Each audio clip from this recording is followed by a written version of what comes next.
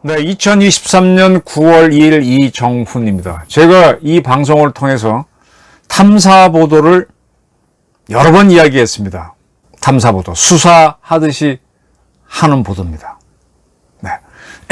이거는 취재의 꽃입니다. 근데 이거를 아무나 하면 안 돼요. 실력이 안 되는 사람이 하면 문제가 있습니다. 제가 탐사보도의 1인자로 꼽는 사람은 조갑재 기자, 그 외에 김영삼 기자, 최보식 기자, 또 우종찬 기자, 이런 사람들은 대단히 실력이 있다고 제가 인정을 합니다. 그리고는 제가 별다른 언급을 잘 안 해요. 제가 대단한 인물은 아니지만 제 기준으로는 그렇습니다. 신앙님이라고 하는 사람은 저는 이름을 알지도 못해요. 저보다 조금 더 언론사 생활은 먼저 시작한 사람인 것 같은데, 이 사람이 탐사보도를 하는 매체에 있었다고 합니다. 이름하여 뉴스타파.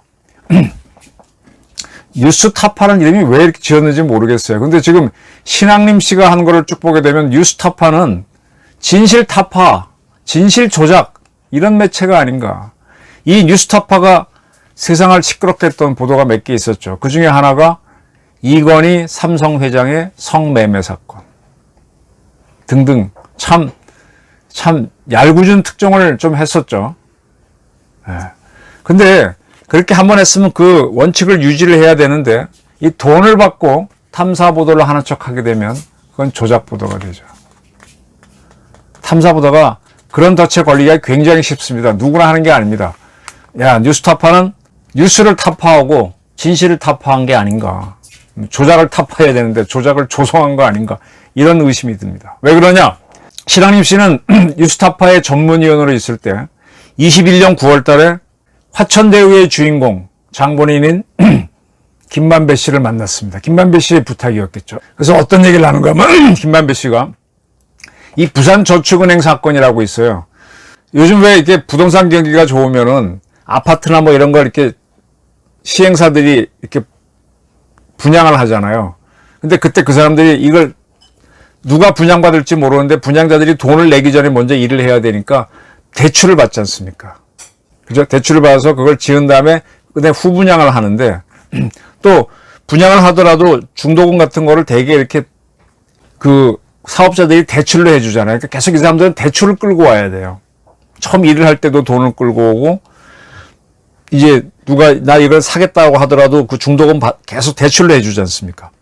그 대출을 받는 게 굉장히 중요한데, 이 대출을 우리나라의 4대 은행, 국민은행이나 우리은행 이런 데로 받는 게 불가능합니다. 주로 어디로 받는가 하면 저축은행, 수협, 조금 이렇게 그레이드가 떨어진 데서 많이 받죠.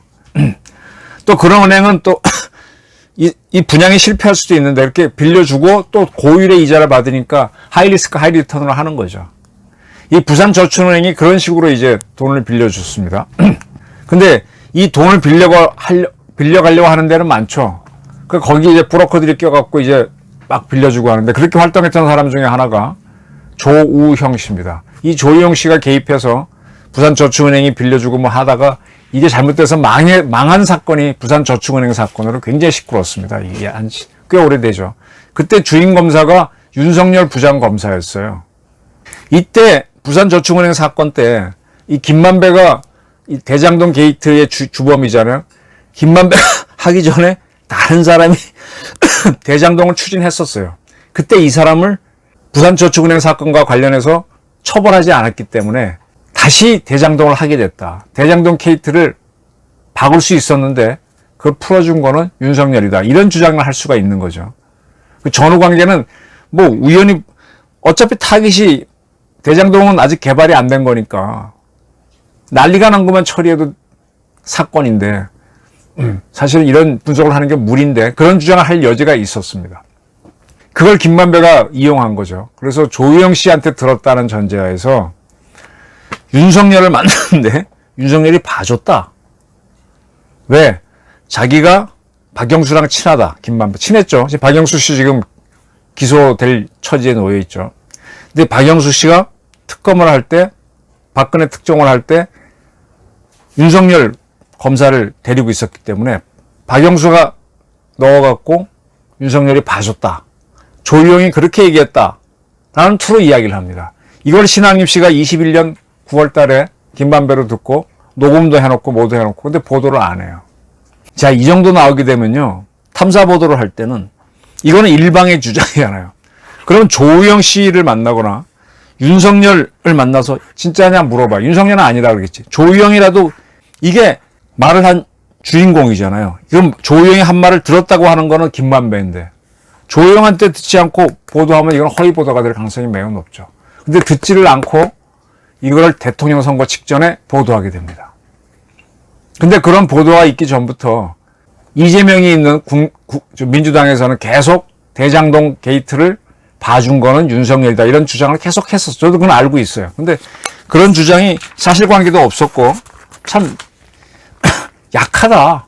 부산저축은행 사건 때는 이미 그걸로 난리가 난 그쪽을 처리하는 거지 난리가 안 난 데를 시도하려다 못한 데를 어떻게 할 수는 없잖아요.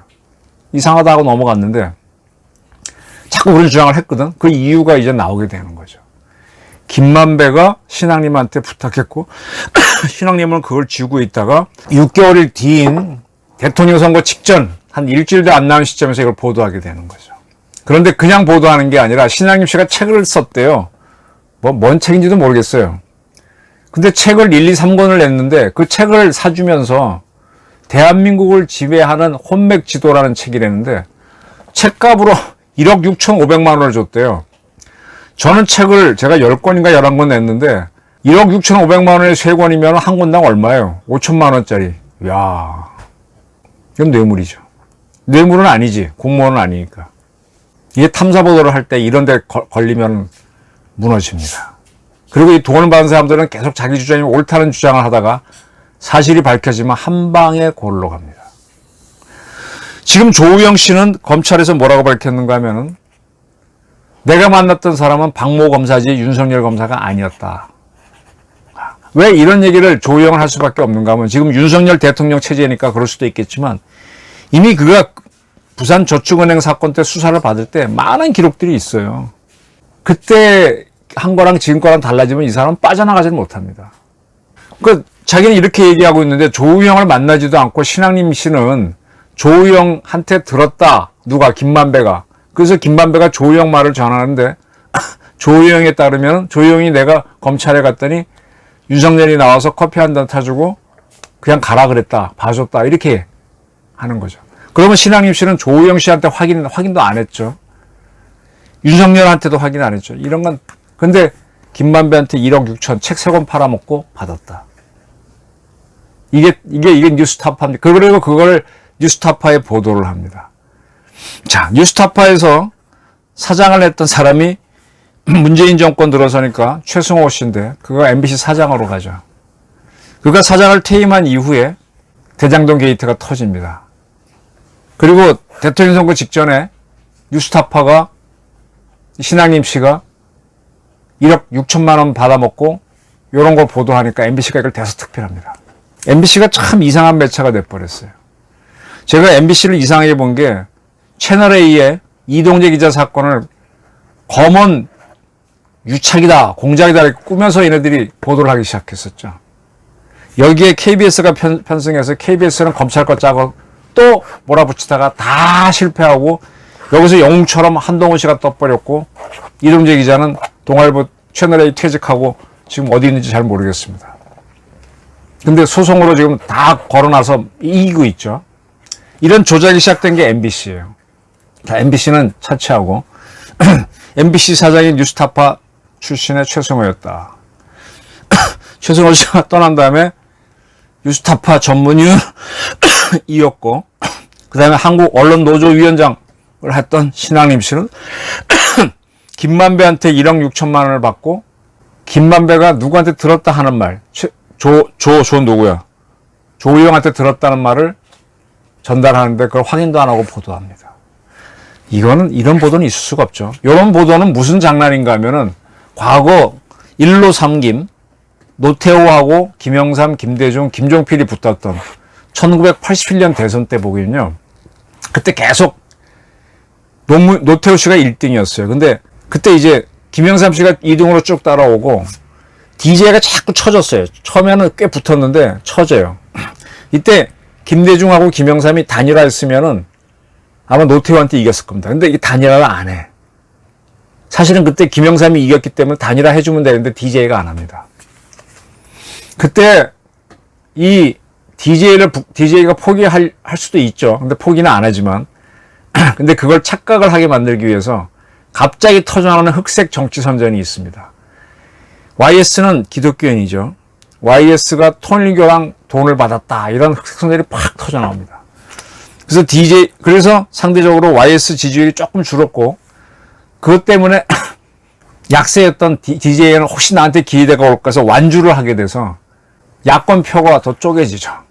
그걸 놓고 뭐 정치 공작이다 아니다 말고 시끄러웠는데, 이런 공작을 하지 말아야 되죠. 이거 공작하지 말아야 된다고 떠들는 사람들이 전국 언론 노조나 민원련 같은 거 하는 사람들인데, 그 신앙님이라는 사람이 김만배가 썼는데 김만배도 남한테 조영한테 들었다라고 하는 말이고, 그거를 이렇게 보도해서 대장동 게이트를 봐준 거는 윤석열이다.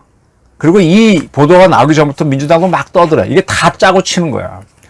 그리고 이 뉴스타파 이걸 보도했을 때 이 보도가 갑자기 많이 막 이제 킹크랩 같은 걸 누가 돌렸겠지. 많이 보게 되면서 횟수가 많아지죠.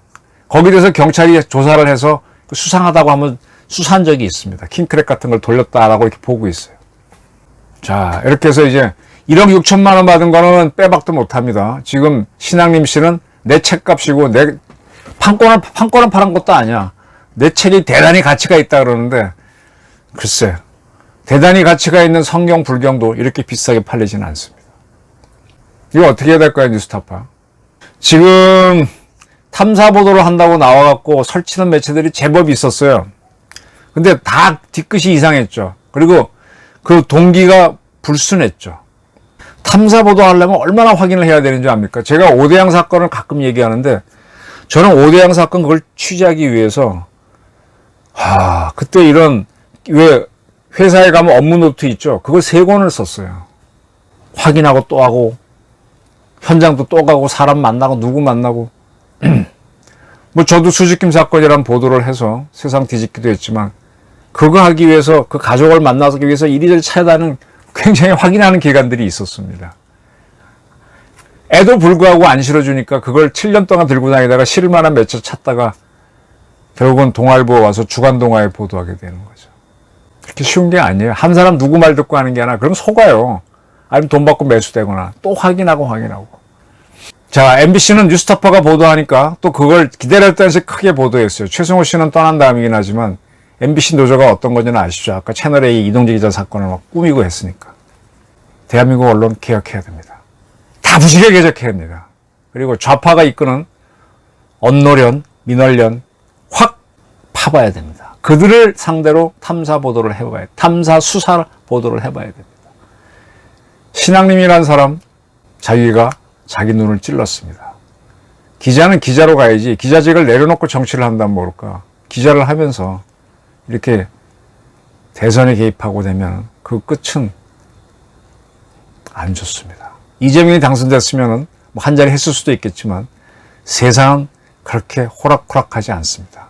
뉴스타파는 진실을 타파한 매체가 아닌가, 이런 제목을 뽑아도 무리가 아닐 것 같습니다.